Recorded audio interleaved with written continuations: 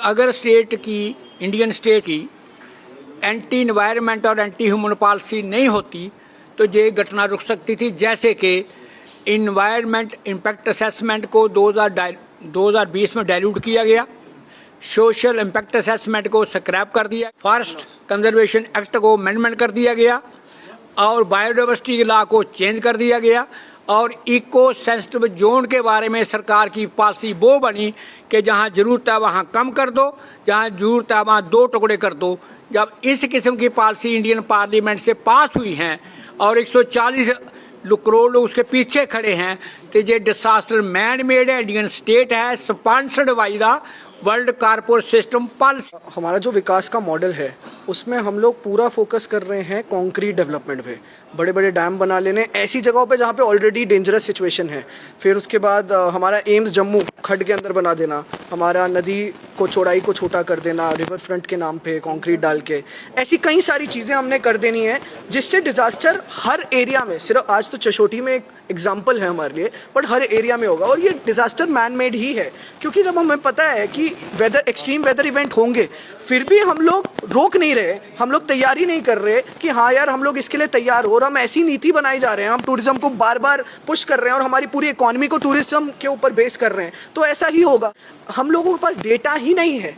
हमारी जो चशोटी की बात करूं तो 5 mm बारिश पहलगाम वेदर मॉनिटरिंग स्टेशन जो क्लोजेस्ट था उसने वहाँ पे मॉनिटर किया था। 5 mm बारिश क्लाउड बस्ट नहीं होती है, क्लाउड बस्ट होता है 100 mm बारिश 1 घंटे के अंदर। इसका मतलब हमारे पास या तो डेटा नहीं था या फिर कुछ और हुआ वहाँ पे, और हम लोगों के पास जवाब ही नहीं है, हमारी सरकार के पास, हमारे सिस्टम के पास जवाब ही नहीं है। हम लोग यही बोल रहे हैं कि हर चीज़ को क्लाउड बस्ट का नाम देके आप अकाउंटेबिलिटी को स्किप ना करें कि अरे ये नेचुरल डिजास्टर था, कुछ नहीं हो सकता। रेगुलेशन और अवेयरनेस, देखिए अगर कहीं पे कोई जगह स्लाइड प्रोन होती है तो उसमें क्या होता है, वहाँ पे बोर्ड लगे होते हैं भाई यहाँ से ज़रा ध्यान से जाइए, यहाँ पत्थर गिरते हैं, ठीक है ना। ये जोनेशंस की जाए, कोडिंग की जाए, एरियाज़ को उनको डिमार्केट किया जाए कि यहाँ पर कुछ भी हो सकता है, इस तरीके का इवेंट आ सकता है, तो उसी हिसाब से जगह जगह, जैसे अगर आप कहीं कोई अगर PMGSY वाले अगर रोड भी बनाते हैं तो वो कितनी ज़्यादा डिस्प्ले करते हैं कि इसमें इतना पैसा लगा, इसमें ये ऐसे हुआ। अरे तो ये भी लगा दीजिए ना कि भाई ये जगह में इस तरीके से अगर कुछ इवेंट हुआ तो आपने किन को कांटेक्ट करना है, ठीक है। तो डिजास्टर ये कंटिजेंसी प्लान होगा और बड़ा एलेबरेट होगा, और स्कूल से लेके गांव तक, है ना, पंचायत तक, सब जगह ये अवेयरनेस देना जरूरी है। विकास की बात करते हैं तो विकास वो होता है कि जिसमें इंसान का विकास हो, पहाड़ों का विकास, पत्थरों का विकास, पानी का विकास नहीं, जिसमें इंसान का विकास हो। तो इंसान को जिंदा रहने के लिए 3 चीज़ों की ज़रूरत होती है बुनियादी, साफ हवा, साफ पानी और जहर मुक्त भोजन। ये क्या मिल रहा है? नहीं मिल रहा किसी को भी। अब जब नहीं मिलेगा तो भाई क्लाइमेट चेंज होगी और क्लाइमेट चेंज से ये क्राइसिस आएंगे, और ये अभी तो स्टार्ट हुए हैं, अभी तो ये स्टार्ट हुए हैं। यहाँ कई क्राइसिस जो हैं वो आएंगे, और हमारे पास कोई ऐसा सिस्टम नहीं है कि हम इनको मॉनिटर करें और लोगों को अवेयर करें। ये तो सरकार का तो कसूर है ही है। तो लोग जो है वो भी आवाज़ उठाएं कि यार क्या कर रहे हो, इतना डिजास्टर बना रहे हो, क्या दुनिया तो मर जाएगी ना। रिमोट सेंसिंग डिपार्टमेंट फॉरेस्ट का है, फुल फ्लज, आज का नहीं 20-25 साल का। और उसके अलावा इनका एक रिमोट सेंसिंग और है, फॉरेस्ट डिपार्टमेंट का अलग है अपना, under chief conservator of forest. 2 हो गए, जम्मू यूनिवर्सिटी के पास एक है, 3 कश्मीर यूनिवर्सिटी के पास एक है, 4। ये क्या कर रहे हैं? सोते हैं। ये सिर्फ कहते हैं आओ जी हम आपको NOC देंगे तो पैसे लेंगे। 2025 का साल जम्मू कश्मीर के लिए बहुत ही ज़्यादा भयानक था, खास करके नेचुरल डिजास्टर को लेकर। जो घटनाएं इस बार हुई और लगातार देखी जा रही थी, पहले रामबन में, किश्तवाड़ में, कठुआ में जो नेचुरल डिजास्टर हुए, क्लाउड बर्स्ट हुआ, उसके कारण कई कीमती जानें इसमें चली गई। लेकिन कीमती जानें अगर चली गई, इसके पीछे क्या कारण थे? क्या हम इन्हें रोक सकते थे?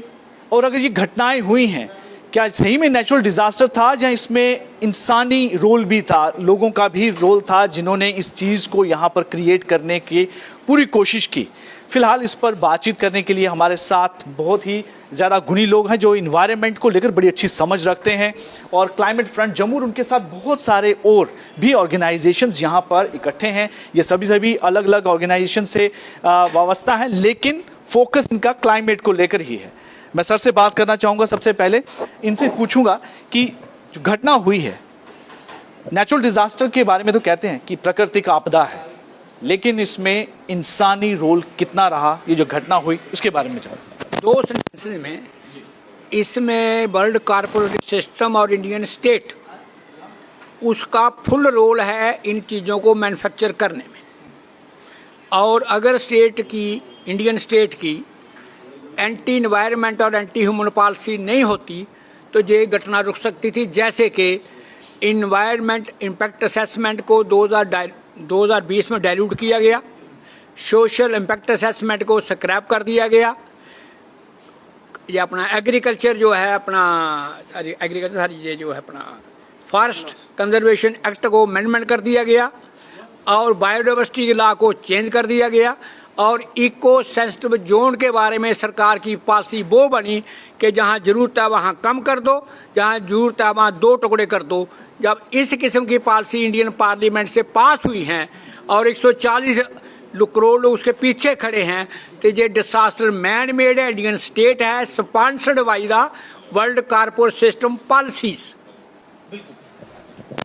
बड़े बेहतरीन तरीके से बताया कि किस तरह से इनडिस्क्रिमिनेट जो डेवलपमेंट की गई और जिन चीज़ों को हमें रखना चाहिए था, कंट्रोल रखना चाहिए था, उनको बिल्कुल दरकिनार किया गया। अनमोल हमारे साथ हैं, काफ़ी एक्टिवली इस पूरे मामले को लेकर पहले भी बोलते आए हैं, लेकिन आज जो घटना हुई है अनमोल, बहुत रेलेवेंट है कि आप समय समय पर आपने चेताने की कोशिश की गवर्नमेंट को, लेकिन गवर्नमेंट या सरकारें शायद ही वो कहीं उठी हो। लेकिन आज जो हमारे सामने स्थिति है, शायद अब वक्त आया है कि वो उन्हें उठना चाहिए। लेकिन जो घटना हुई, मैं इसके बारे में जानना चाहूँगा, क्या आप ब्रीफ में थोड़ा बताइए ये जो क्लाउड बस्ट वाली जो घटना है। देखिए, आपने जो सवाल पूछा मैं उसी से ही थोड़ा सा डाल के मैं बात करूँगा कि हमारा जो विकास का मॉडल है उसमें हम लोग पूरा फोकस कर रहे हैं कंक्रीट डेवलपमेंट पे, बड़े बड़े डैम बना लेने ऐसी जगहों पे जहाँ पे ऑलरेडी डेंजरस सिचुएशन है। फिर उसके बाद हमारा एम्स जम्मू खड्ड के अंदर बना देना, हमारा नदी को चौड़ाई को छोटा कर देना रिवर फ्रंट के नाम पे कंक्रीट डाल के, ऐसी कई सारी चीज़ें हमने कर देनी है जिससे डिज़ास्टर हर एरिया में, सिर्फ आज तो चशोटी में एक एग्जाम्पल है हमारे लिए, बट हर एरिया में होगा। और ये डिज़ास्टर मैन मेड ही है, क्योंकि जब हमें पता है कि वेदर, एक्सट्रीम वेदर इवेंट होंगे, फिर भी हम लोग रोक नहीं रहे, हम लोग तैयारी नहीं कर रहे कि हाँ यार हम लोग इसके लिए तैयार हो, और हम ऐसी नीति बनाई जा रहे हैं, हम टूरिज्म को बार बार पुश कर रहे हैं और हमारी पूरी इकोनॉमी को टूरिज्म के ऊपर बेस कर रहे हैं, तो ऐसा ही होगा। उसके बाद जो हमारा डेटा मॉनिटरिंग सिस्टम है, हम लोगों के पास डेटा ही नहीं है। हमारी जो चशोटी की बात करूं तो 5 mm बारिश, पहलगाम वेदर मॉनिटरिंग स्टेशन जो क्लोजेस्ट था उसने वहाँ पे मॉनिटर किया था। 5 mm बारिश क्लाउड बस्ट नहीं होती है, क्लाउड बस्ट होता है 100 mm बारिश 1 घंटे के अंदर। इसका मतलब हमारे पास या तो डेटा नहीं था या फिर कुछ और हुआ वहाँ पे, और हम लोगों के पास जवाब ही नहीं है, हमारी सरकार के पास, हमारे सिस्टम के पास जवाब ही नहीं है। हम लोग यही बोल रहे हैं कि हर चीज़ को क्लाउड बस्ट का नाम देके आप अकाउंटेबिलिटी को स्किप ना करें कि अरे ये नेचुरल डिजास्टर था, कुछ नहीं हो सकता था। केदारनाथ से लेके अभी तक ये चीज़ हो रही है, तो हमारी तैयारी पहले से बेहतर क्यों नहीं हो सकती थी? हम लोग यात्राओं पे कैपिंग क्यों नहीं कर सकते थे? हम ये सारी चीज़ें क्यों नहीं कर सकते थे? तो हम लोग यही इसी की बात कर रहे हैं। दूसरा, इसका एक सोल्यूशन भी है। मैं बोलूँगा कि एंड में आप प्लीज़ जो किसान हमारे फ्रंट से आए हैं उनसे बात करना, जो सोल्यूशन जो है वो बहुत इंपॉर्टेंट है कि हम किस तरीके का विकास कर सकते हैं, बट आप आप आगे उसके ऊपर बात कर सकते हैं। तो किस तरह से हमारे पास उस तरह का डेटा नहीं है कि ऐसी घटनाओं को कहीं ना कहीं पहले प्रिडिक्ट किया जा सके, और जिन जगहों पर हम टूरिज्म को बढ़ाने की कोशिश कर रहे हैं वहाँ पर किस तरह से डिज़ास्टर जो आता है उस पर भी बातचीत करेंगे। नवजीत जी हमारे साथ हैं, आप थोड़ा सा इसमें बताइए कि कैसे ये मैनेज हो सकता था अगर ये घटनाएं अगर हुई हैं, थोड़ा इसके बारे में अगर जान। जी अरुण जी, देखिए जब कभी कुछ हो जाता है ना तो फिर वो बात बहुत बड़ी हो जाती है। मान लीजिए वहाँ कोई नहीं रहता तो क्या होना था, पता भी नहीं चलना था। और ऐसा तो हो रहा है ना, हिमालय में तो बहुत जगह ऐसा भी हो रहा है, कई जगह क्लाउड बस्ट होता होगा, ग्लॉफ इवेंट्स भी आते होंगे, लेक्स भी फटती होंगी और स्लाइड्स भी आती होंगी। अगर किसी में किसी की जान नहीं गई, माल का नुकसान नहीं हुआ, तो वो कोई इवेंट नहीं हुआ, ठीक है ना। अब जब कुछ हो जाता है तो ही हम इस चीज़ को लेके फिर हल्ला उठता है कि क्यों हुआ, कैसे हुआ। तो आखिरकार इम्पोर्टेंस क्या है? ह्यूमन लाइफ है ना, ह्यूमन लाइफ या हमारा माल का नुकसान। तो अगर हम वही चाहते हैं तो फिर दिख तो रहा है कि ये तो होना ही है, हो ही रहा है ना। साइंसदानों ने पहले ही बोल दिया कि भाई ये तो आज से कई सालों पहले बोला था, ये तो होएगा, है ना। आपका विकास का मॉडल ऐसा है तो होगा, वो एक अलग इशू है। ठीक है, विकास का मॉडल चेंज करना चाहते हैं, ठीक है, बट कम से कम आप अगर ह्यूमन लाइफ बचाना चाहते हैं तो डिज़ास्टर प्रिपरेडनेस कैसी है आपकी। ठीक है, अगर जापान में बच्चों को ड्रिल कराई जाती है कि अर्थक्वेक से कैसे बचना है, हम कहाँ हैं? क्या हमारे पास कोई इसका कंटिजेंसी प्लान है? हम लोगों ने अगर VDCs बनाई थी गाँव की सिक्योरिटी के लिए, हमारे पास इसके लिए भी कोई ऐसी कमिटीज़ हैं? और अगर हैं तो वो कितनी सशक्त हैं? हमारी मेडिकल फैसिलिटीज़ जो हैं देखा जाए तो वो भी सब सेंट्रलाइज्ड ही है कि भाई एक जगह ही सब कुछ होगा तो उठाओ चलो जम्मू ले जाओ, जम्मू ले जाओ। ये जो आपने बात कही ये तो तब हुआ कि जब कोई डिजास्टर हो गया।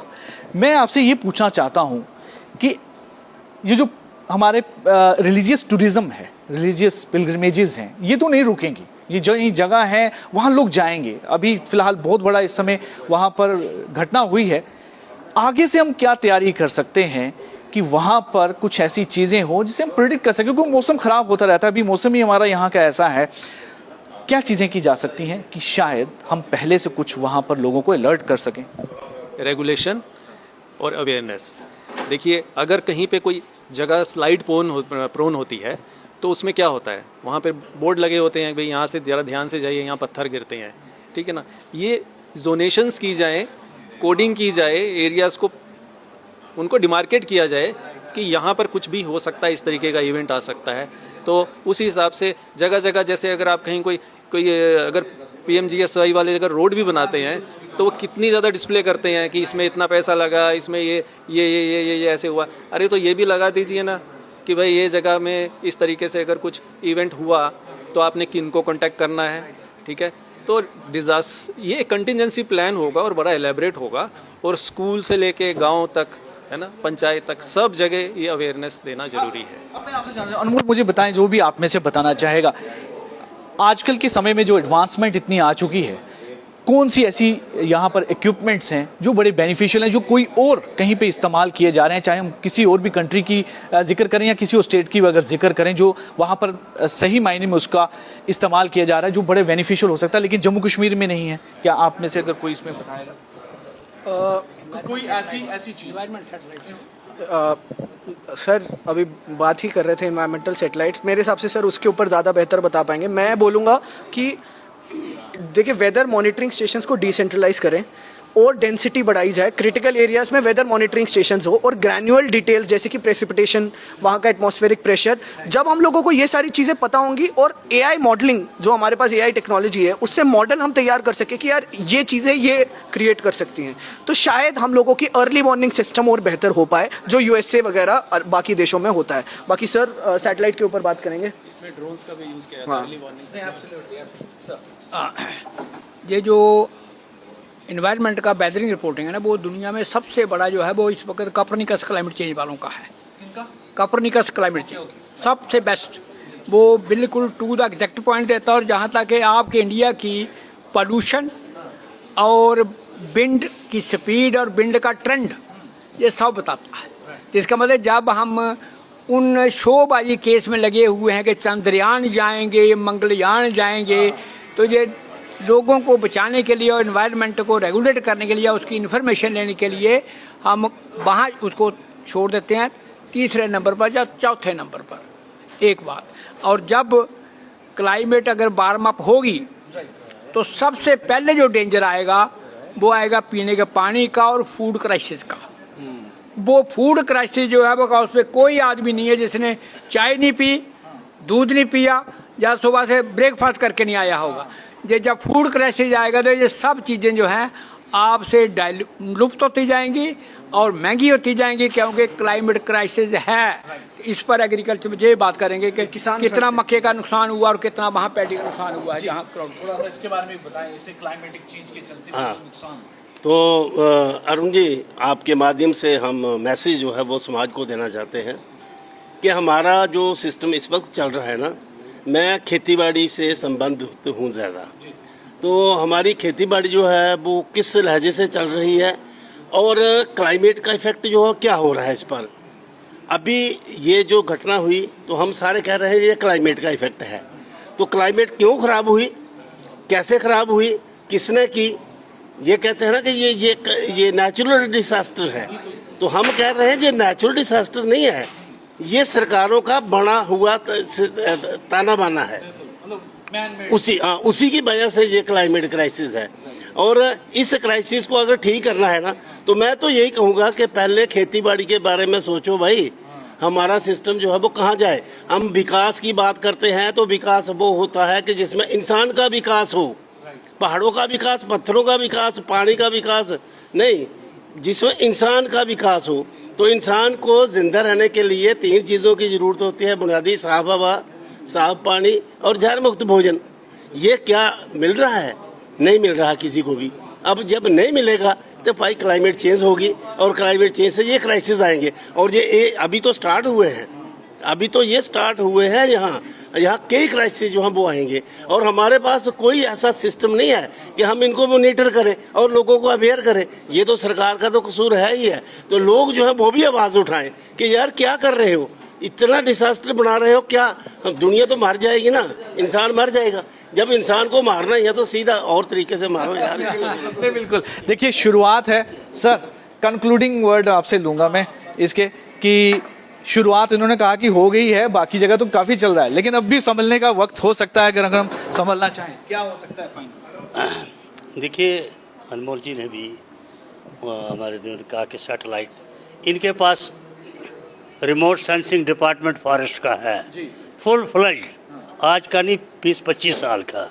और उसके अलावा इनका एक रिमोट सेंसिंग और है फॉरेस्ट डिपार्टमेंट का अलग है अपना, under chief conservator of forest. 2 हो गए। जम्मू यूनिवर्सिटी के पास एक है, 3 कश्मीर यूनिवर्सिटी के पास एक है, 4। ये क्या कर रहे हैं? सोते हैं। ये सिर्फ कहते हैं आओ जी हम आपको NOC देंगे तो पैसे लेंगे। और अगर इसमें क्या है कि पहले भी मैंने तब कब 10 साल 15 साल 20 साल का आपको पुराना रिकॉर्ड भी मिल जाता है। सुबह हमने उसका कहा डल का, उन्होंने कहा जी पिछले 30 साल का हम आपको वो गैजेट्स आए हैं। सो इनके पास, जैसे इन्होंने कहा कि हमारे पास हम कहते हैं जी हमने सेट उसको मिसाइल को तोड़ दिया, हमने ये किया, या माइक्रो है सोलार पे जा रहे हैं, उधर मार्स पे जा रहे हैं। अब परसों कह रहे थे मार्स पे जी डायनासोर के अंडे मिल गए। परसों की खबर, कल की जाए। मेरा मतलब है you have employed the peoples for certain job and if they do not deliver it, अगर आप कल मकान बनाते हो आपका गिर जाता है, आप क्या आपको इनाम देते हैं, तनख्वाह देंगे और APR में लिखेंगे एक्सीलेंट एक्सीलेंट एक्सीलेंट। इनके जितने APR आते हैं वो एक्सीलेंट होते हैं। इनको जिंदा रखने वाला मीडिया है, ये झूठ झूठ झूठ झूठ बोलते हैं। मैं एडिशन करना चाहता हूँ कि 2013 में peeking was the one of the highest polluted city in the world. 2013 Beijing और पेकिंग, वो बीजिंग अपना पुरानी बात बोलना। अच्छा, तो सबसे हाईएस्ट पोल्यूटेड था। और पिछले साल की रिपोर्ट ये आई है कि 365 दिन में से 340 दिन वहाँ पर चांद नजर आता है, तारे नजर आते हैं। But about Delhi means will power of the government to curtail द pollution or to set pro nature and pro human law in proper place is lacking. They are supporting the corporate system of the world, which is working as per the anti-topographical situation of India. This is the fact. मतलब यही सच्चाई है जो इन सब ने बताई है कि हम डेवलपमेंट के नाम पर किस तरह से अपने नेचर के साथ खिलवाड़ कर रहे हैं। और अभी शुरुआत हुई, अगर जम्मू कश्मीर की बात करें, अगर अभी नहीं रुके, अभी तक नहीं संभले, तो आने वाले समय में यहाँ पर हालात और बिगड़ेंगे और बहुत ज़्यादा इम्पैक्ट रहेगा, प्रभाव रहेगा आम लोगों पर।